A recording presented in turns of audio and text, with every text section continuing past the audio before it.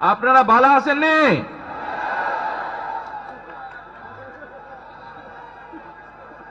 আলহামদুলিল্লাহ। প্রিয় ভাই বোনেরা, এই যে আপনারা এখানে আজকে লক্ষ লক্ষ মানুষ আজ এখানে সমবেত হয়েছেন, এই লক্ষ লক্ষ মানুষ সমবেত হওয়ার এই পরিস্থিতি তৈরি করার জন্য হাজারো মানুষ প্রাণ বিসর্জন দিয়েছে গত 15 বছর।